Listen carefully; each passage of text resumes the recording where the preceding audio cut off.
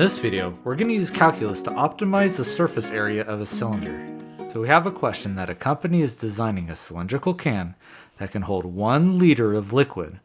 What should the dimensions be to minimize the amount of material used for the can? So let's break this down into sections. We'll take a look at the first sentence. So we have that a company is designing a cylindrical can, we drew a picture, and that it can hold 1 liter, which is equal to 1,000 cubic centimeters. And the question is asking, what should the dimensions be of that cylinder in terms of H and R to minimize, so that means we're going to take the derivative of the material used for the can.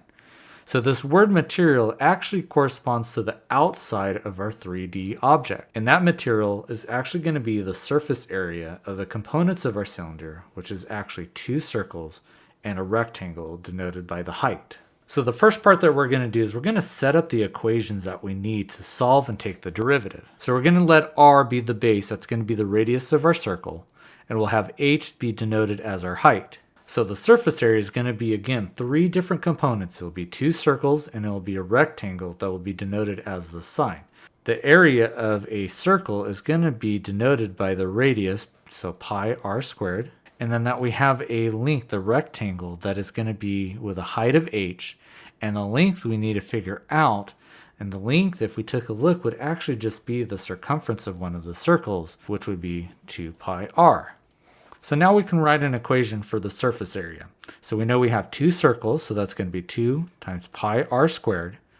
Plus then we have the surface area, or the area of our rectangle, which would be equal to 2 pi r times the height. So now we have our surface area, and we're going to write that in respect to r. Now the reason why we want to do that is we need to have one variable we're going to take a derivative with. But if you notice that we actually have h at the end, so we need to figure out an equation so we can get rid of that h. Well, if you remember, we actually have a volume, right? We know that volume is equal to pi r squared times h, and we had a volume that is equal to 1,000. So we can actually solve now for h and plug that into our equation.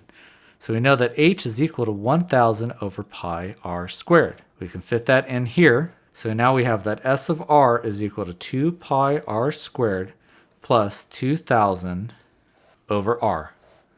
So now that we have our equation with respect to r, we're going to do part B, which is optimization, or taking the derivative. So we need to set this up for taking the derivative. We can do it like this if we wanted to, but I always find it's easiest to change this fraction of r and we change it to a -1. Then we'll now take s prime of this, and so what we'll end up having is we'll have 4 pi r plus -1 from that derivative, and we'll have it multiplied by 2,000. We'll have r, since it was -1, we do another minus, so it'd be -2. We can actually simplify this a little bit by turning it into 4 pi r minus 2,000 over r squared. Now that we have this equation, what we want to do is we're going to set this equal to 0. The reason why we set this equal to 0 is since we're taking a derivative, we're figuring out the minimum distance that we need for r squared. Meaning setting it equal to 0 gives you the smallest value of r. So first thing we're going to do is we're going to move this 2,000 over r squared to the other side. So we'll have 2,000 over r squared is equal to 4 pi r, multiply r squared on both sides, and divide by 4 pi on that side will give us 500 over pi is equal to r cubed. We'll take the cube root of each side, and that will end up giving us a value for r, which equals 5.42 centimeters. So now that we know that r is equal to 5.42, we still have to solve for h because our question was asking for the dimensions of our cylinder. So if you remember that h is equal to 1,000 over pi r squared, we plug in r into that value, so that will give us h is equal to 10.84 centimeters.